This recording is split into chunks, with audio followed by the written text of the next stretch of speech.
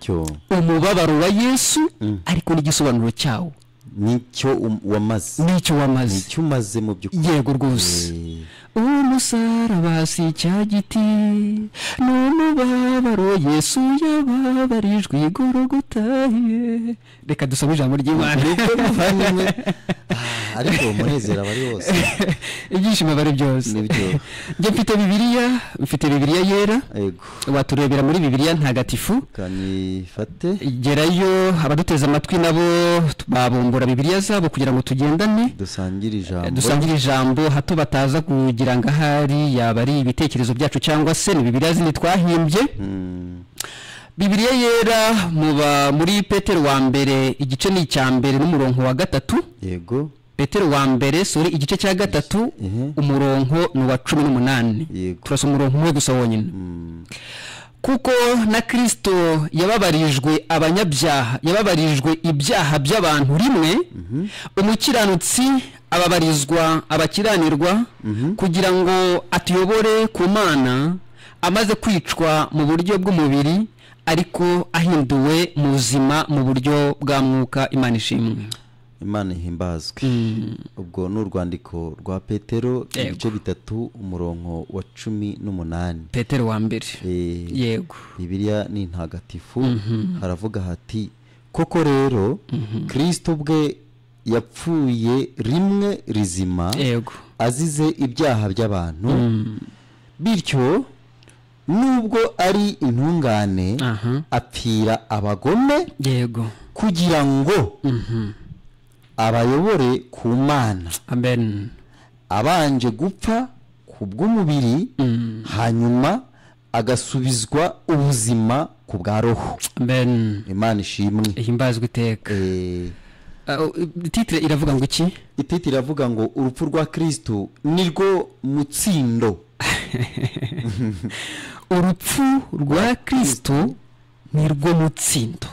Urupfu rwa Yesu nirwo ntsinzi. Nirwo mutsindo, nirwo ntsinzi. Kristo amaze gutanga, Satani yakubisaga twenge, yibwira ko Yesu atazongera kwamamaza inkuru nziza. Haleluya, haleluya, haleluya, haleluya, haleluya, haleluya, haleluya. Amen. Ahimbazwe. Ngo dukuze nyirimitsindo, dukuze wo kunesha. Ngo dukuze uwijuru rihora riririmba kuko yanesheje. Amen. Uyu ni umugoroba w'umunezero. Uyu ni umugoroba w'umunezero. Bibiliya yitwa ijambo ry'Imana iragira iti Kristo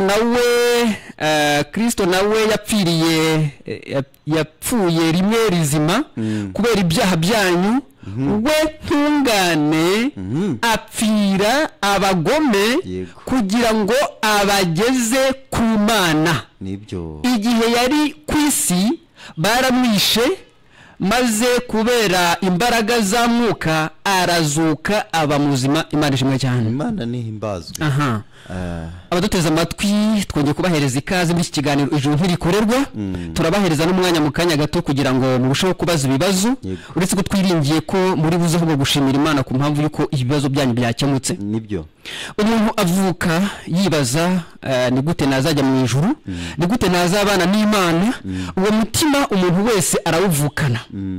Umuntu wese avuka ari umunyabyaha yaba abizi cyangwa atabizi.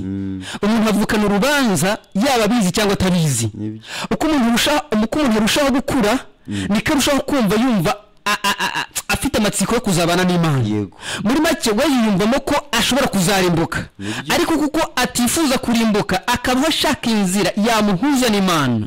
Ariko kubera kutamenya aho yatandukaniye n'Imana, ugasanga naho yahurira n'Imana ntabwo ahazi. Ijambo ry'Imana ryavuze riti Kristo yababarijwe ibyaha by'abantu rimwe, umunsi umwe, igihe kimwe. Muri make ntabwo Yesu ahora apfa. Kuki Yesu yapfuye rimwe? Nuko n'ubundi muntu yari yakatiwe igihano cy'urupfu rumwe rw'iteka ryose. Umunsi umubyeyi wacu Adamu acumura ku Mana, umunsi arya ku giti Imana yari yamubujije. Muri make umunsi yakira imvugo ya shitani cyangwa akakira ku mwuka wa shitani ngo wifitemo ubwenge cyangwa se ubumenyi bw'icyiza ndetse n'ikibi. Uwo mwuka wa shitani wo kugomera Imana, yego, impamvu ari kugomera Imana nuko nta kibazo shitani yari ifitanye n'umuntu, Imana niyo yari ihari. Uwo mwuka rero wo kwigomeka ku Mana niwo wari muri Sekibi, niwo haba mu ijuru niwo mututumbyemo. yego, Bibiliya iravuga ngo mu mutima hatutumbyemo umwuka wo gushaka guhirika Imana, ngo intebe ye akayiringaniza n'Imana, we agakuraho Imana akaba ari guhinduka Imana. Uwo mwuka ushyira mu bamarayika kugira ngo bamufashe gukubita kudeta Imana, nivaho ngazabahereza umwanya mwiza kuko basanzwe ari abagaragu, azabahereza none kuba ibikomangoma bye.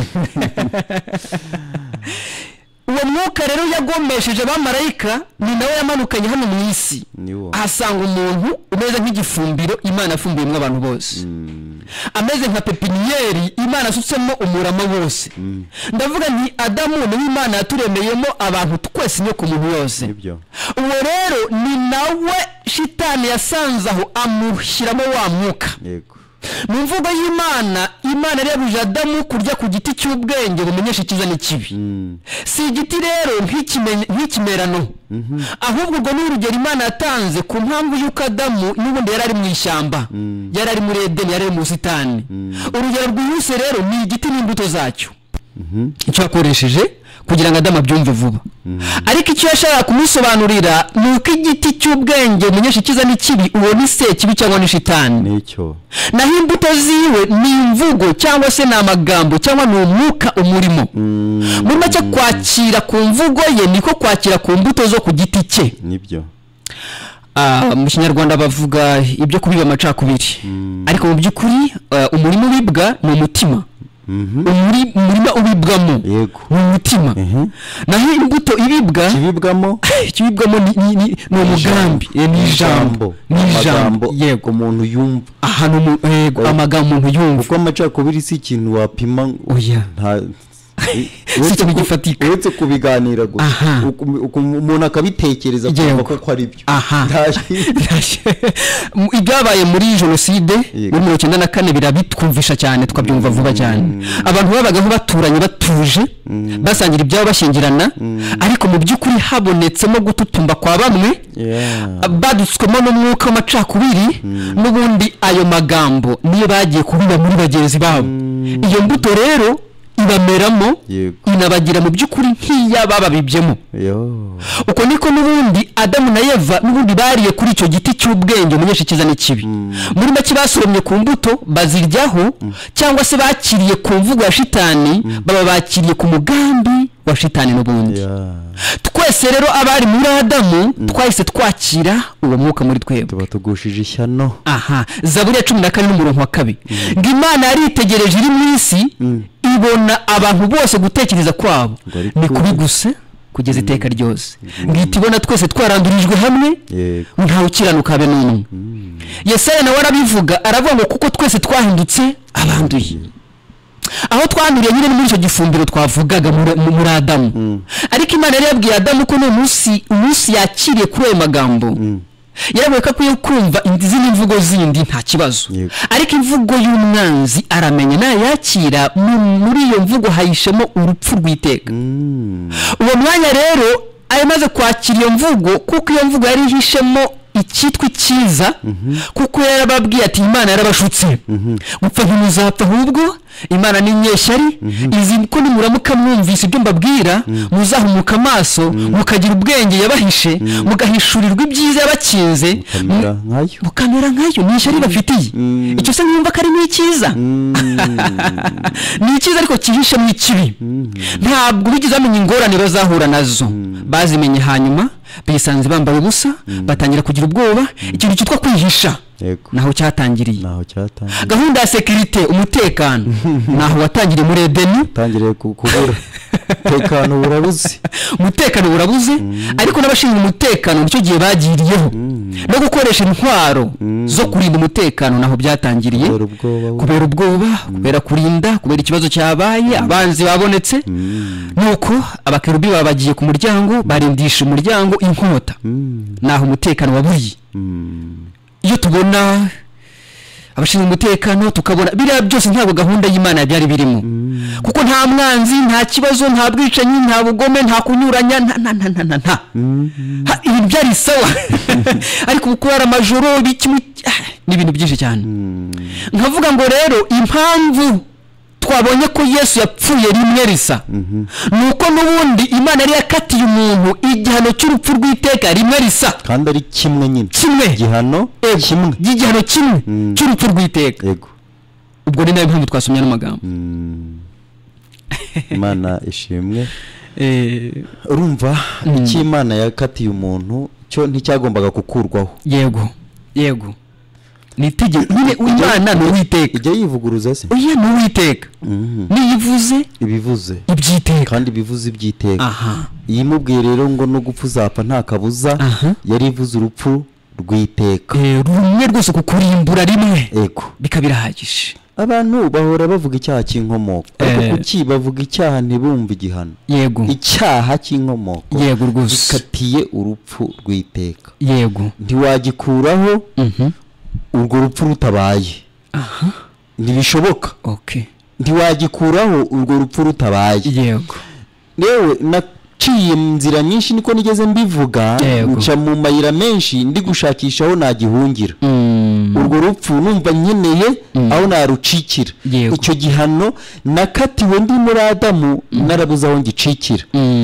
njya hariya barampanjurira biranga njya n'ahandi barampanjurira biranga nkagenda nsura ndetse nkanabatumira bakazi iwanjye mu rugo bakampa ariko bikanga bambwira uko nzajya niyeza ndiyeza abantu barabishima ariko sinera Imana irabyanga ubwo kwiyeza nuko wavugaga ibyaha byawe mu izina nuko kwiyeza narabivugaga n'ibyo bambwiye ntakoze nkabyemera nkavuga Imana bimbabarire ariko ibyo byose ntibyigeze bituma mba umwere mbega ishyano mbega kaga mbega ubwoba mbega ibibazo mbega ubuzima bubishye mbega gahangayiko ariko muvandimwe ndashimira Imana shima rwose shimira Imana yuko yamboneye umucunguzi Kristo nawe yapfuye rimwe risa rimwe rizima kubera ibyaha byanjye amen bavuze ngo umukiranutsi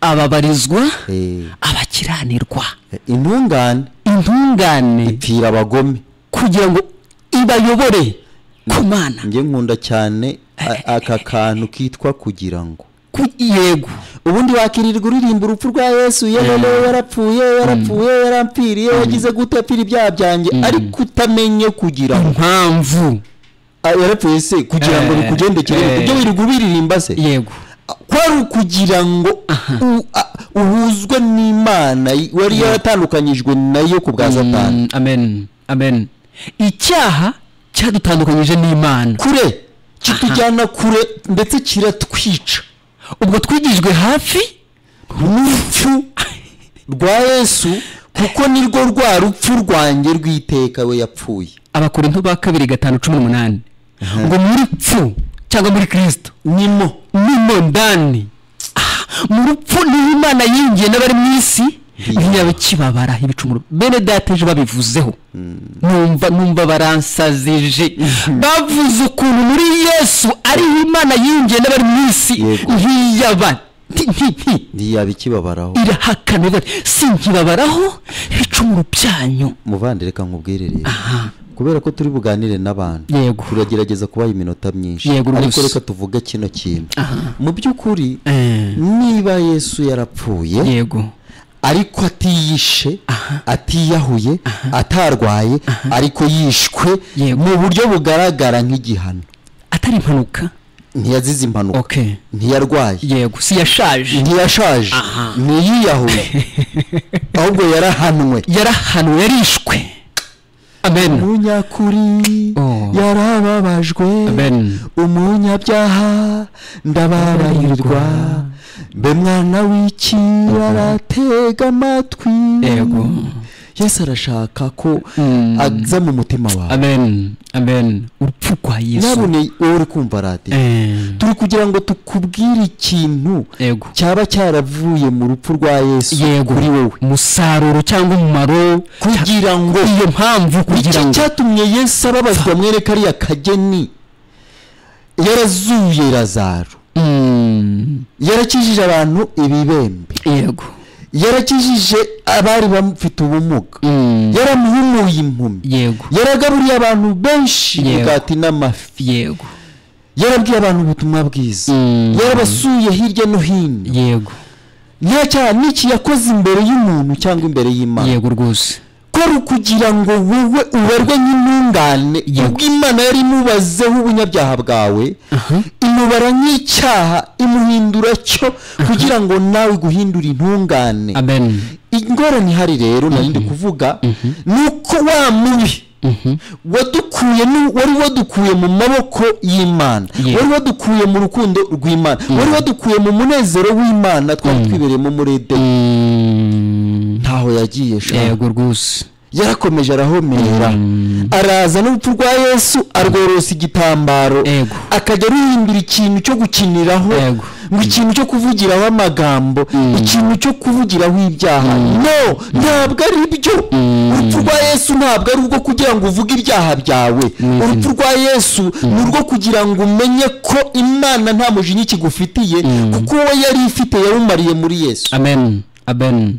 Imana ntikikwita umunyabyaha, ntikikubara nk'umugome, kubera ko ubugome yakubariraga, ubunyabyaha yakubonaga, nibwo yadeturunye, nibwo yatransifeye ibushyira kuri Yesu. Hanyuma iramuhana kuko yari imufitiye umujinya.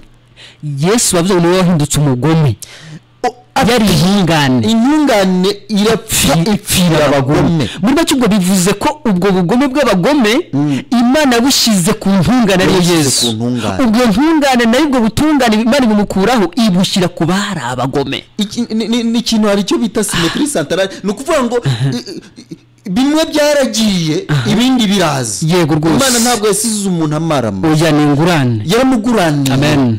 Ariko reka mubwire, Satani yakomeje kugujijisha gushukashuka, ngo ngwino uvuge ibyaha, ngo nibwo Imana izakwemera, ngo ngwino wiyeze, ngo nibwo Imana izakwemera, ngo ngwino winire, ngo nibwo Imana izakwemera, ngo ngwino witunganye. Ariko aho wahereye witunganya nturaba intungane, ahubwo ni ukwiyanduza muvandimwe.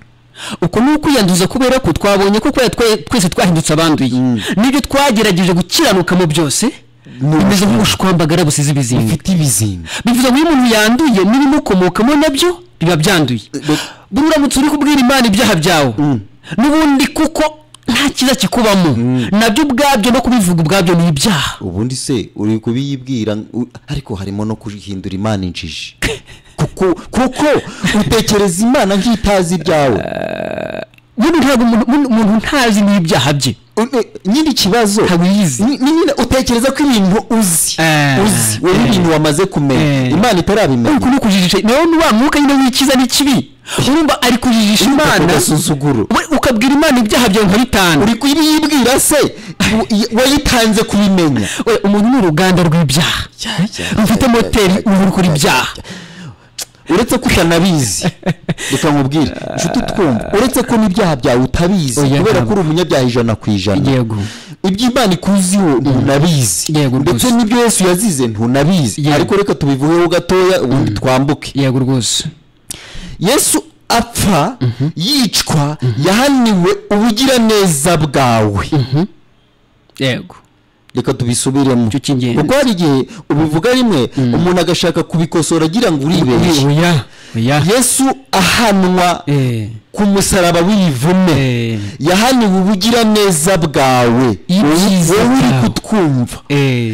Ibikorwa by'urukundo byawe Yesu yarabihaniwe, nibyo byaha bya mbere ku Mana. Ibyo uwo munuko, ibyo bizira, nibyo byabinyagwa abantu banze kwemera ko byagombaga kubarimbuza. Yego, nibyo byabitsindwa bazaba bari kuvuga ngo barabikoraga ngo mu izina ryawe bari kubiburanisha umunsi w'urubanza. Yego, Yesu rero aberurire ababwira ati mwebweho simbazi ariko sinigeze nambamenya muri inkozi z'ibibi muri abakoze ariko mukora nabi mwakoze bibi kubera iki bihindutse bibi kandi twarasenze mu izina ryawe twarahanuye mu izina ryawe twarajukanya abadayimoni mu izina ryawe bari kurepresenta bari kumurika ibyo bakoze nk'abatekereza ko bishobora kubahindura intungane mu maso y'Imana ariko icyo ntigishoboka iyo ni inyigisho y'umubi nubwo yuzuye isi nubwo ari ivugwa henshi nubwo iri mu maransevu ari hose nubwo ari mu ndangururamajwi nyinshi nubwo ariyo iri kuvugwa n'abantu benshi nubwo ariyo yemewe ku isi nubwo ariyo yakorewe imyambaro nubwo ariyo yubakiwe insengero nubwo ariyo yatangiwe amadiplome ariko iyo nyigisho ya Satani yo kugira ngo abantu ntibazigere bamenye umusaruro wavuye mu rupfu rwa Yesu bahora basaba Imana kongera kubabarira kandi Imana yarababaririye muri Kristo Yesu. Ako nagashinyaguru ngo twasomye muri Bibiliya yera yego ngo umukiranutsi ababarizwa abanyabyaha yego ngo iki ngo umukiranutsi ababarizwa abanyabyaha none urashaka izindi mbabazi zihe ko kubabarirwa kwawe kwabereye igorogota wakemeye izo mbabazi Imana yaguhaye inshuti yacu.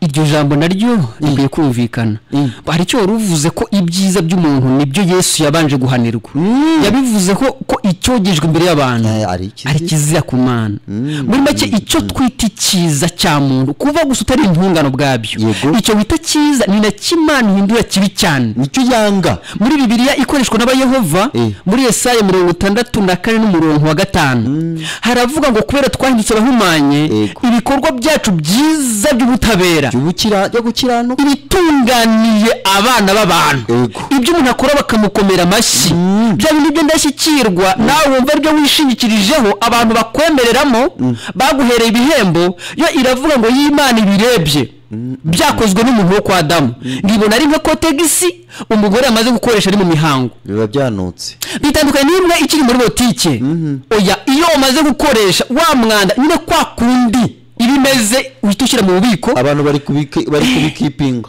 abantu bari kubibika ibyo utareba bari kubika utakuri ko mubana none ngo bifashe ubishyiriye Imana Imana ni nziza mu gutanga urugero rwiza rwumvikana ikintu kitashyirwa ku meza kitashyirwa hagaragara wo kumva icyo uzashyira Imana ukumva uzabipresenta urugero rwiza ukumva uzabiburanisha kandi ngutsinde ibyiza byawe bimeze nk'icyo gikoresho. Reka rero tuvuge ko dusanzwe tuzi ko nawe ujye uvuga ko Yesu yapfiriye ibyaha byawe ariko twagira ngo tukumenyeshe ko Yesu yapfiriye ibyiza byawe bimwe utajya wihana bimwe wowe wari utarakamenya ko ari ibyaha bimujonjora mu bimujonjora akaba ari byo uzigama akaba ari byo ugumana na bya bindi wirirwa wigisha abandi nawe bakabikwigisha ngo nibareke ibi bakora ibi ibyo wakoze n'ibyo wabigishije gukora nabo byo bakabikora byose n'ibizira n'ibyo Yesu yapfiriye hanyuma cyakora kubera ko yari yuzuye ubuzima n'ubugingo bw'iteka apira ibyawe byiza apira n'ibyawe bibi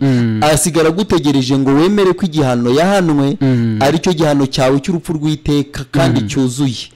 Impamvu rero ngasoza ko ngako impamvu duhamije ko ibyiza by'umuntu n'ibibi bye ari bibi ku Mana byose akaba ari bimwe nta na kimwe yemera ubwo umuntu akaba abuze ati none se ubwo se nkora iki nibi bitemewe n'ibyiza nk'ibyemerwe ubwo ndakora iki.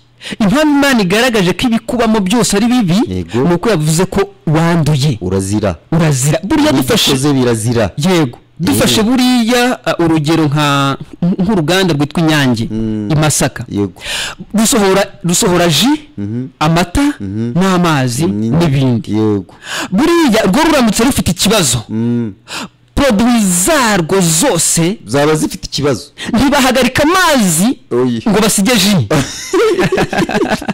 ntibahagarika ji ngo basige amata avuyemo oya ahubwo Yesu yavuze n'ibiti igiti ko ari kibi n'imbuto zose ziba mbi zacyo uzita mbi ni ukuvuga ngo niba uruganda ari rubi ubwo na produit zazo n'imbi zose n'imbi udakuyeho mu migani ni mu mubwiriza baravuga ngo igitwenge cy'umunyabyaha kimeze nk'inkwi z'amahwa zituragurikira munsi y'inkono zirayimena. Yes. Sinasakuriza ubusa muri make guseka k'umunyabyaha nacyo ubwacyo ni icyaha. Kugenda kwe byonyine mu Baroma 3 baravuga ngo ibirenge bye byihutira kuvusha amaraso. Ngo niyacecetse atari kuvuga ngo mu kanwa ke abajunitse ubumara nk'ubw'inkiri. Ngo niyatambutse gusa yiciye gusa muri karitsiye biriravuga ngo hasiga umuborogo n'umubabaro ngahasiga amatongo Imana imubara nk'uwishe karitsiye yaciyemo. Nta muntu atayibuye nta muntu avugishije aricecekeye ariko ibyo byose ibimutuyemo byo Imana ibara nkaho biri gusohoka. Waba wavuze waba wirinze kuvuga Imana yitegereza ibiri muri wowe igasanga urabibitse.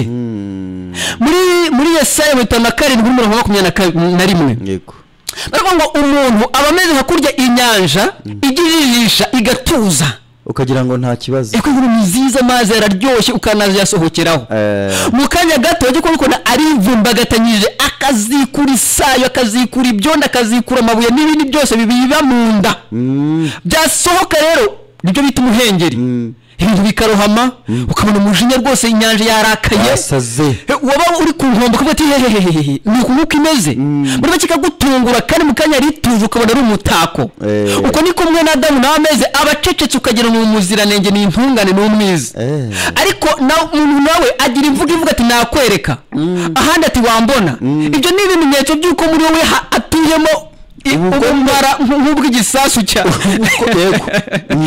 aha rero tugiye gutanga nimero ariko icyanditswe cyavuze ngo Yesu yarababaye nibyo umukiranutse babarizwa abagome bivuze ngo twara abagome twagombaga kubabarizwa ku giti ubundi umugome wese bamuhekeshaga igiti bakamumanika ku giti cyiwe agahabwa igihano nyine gihwanye n'ibyiwe none Yesu yarababaye atubabarizwa bivuze ngo kubabarirwa kwacu kwarabonetse kwararangiye bidashingiye ku gusaba imbabazi kandi kwararangiye yego muvandimwe bavuze ngo yababarijwe urupfu yapfuye urupfu rumwe niba ari urupfu rumwe si impfu nyinshi ubwo rwa rupfu yapfuye niko rwari urwacu none rero dupfiriye ubwo yapfuye rero izere kutagipfuye kuko icyo wari kuzira nicyo yazize ntuzongere kwibabaza kuko hari uwakubabarijwe ndetse ntuzongere no gusabiriza imbabazi kuko warababariwe umunsi Yesu ababara nabyizere ubyizere gutyo byizere wumve ko bitaba kubabarirwa kwawe kuva igorogota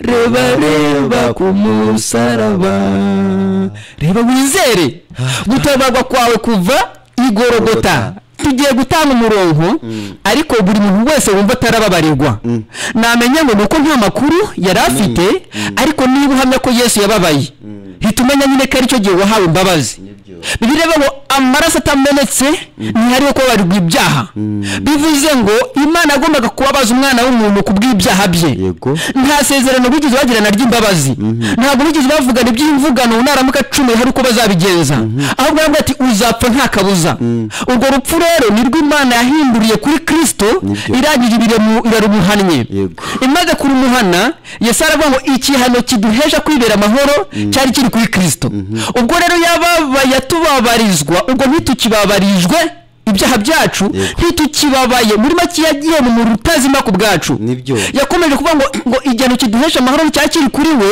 hepfo aravuga ngo guhemurwa no gucirwa hiteka niyo byamukujeho bivuze ko Yesu yaciriyeho hiteka twagomba gucirirwaho ubwo Yesu yararimbutse kuko yapfiriye ibyaha byacu yapfurwa twari gupfa attention aho ngaho Yesu yararimbutse ariko nyamara arimbuka ikirimbuko cyanjye yego n'icyawe uri kutwumva ubwo ntitukirimbutse singirimbutse hanyuma se ubwo yarimbutse ikirimbuko yarakirangije cyangwa ntiyakirangije yarakirangije arazuka rero arazuka yaba atarakirangiza nawe wari kubugikurikiranwe yebera ko igihano yafashe cyari icyawe bagombaga kuzajya kukimufasha niba wemera ko yarangije igihano akaba yarazuwe niyamuhannye nkigaragaje ko igihano kirangiye kuko ubutabera bwayo bamwizeye mukibanira amahoro sibyo se yavuga ngo yapfuye mu buryo bw'umubiri noneho ngo aba muzima mu buryo bwa mwuka kuvuga ngo yapfuye mu buryo bw'umubiri nuko Yesu yari umwuka ni Imana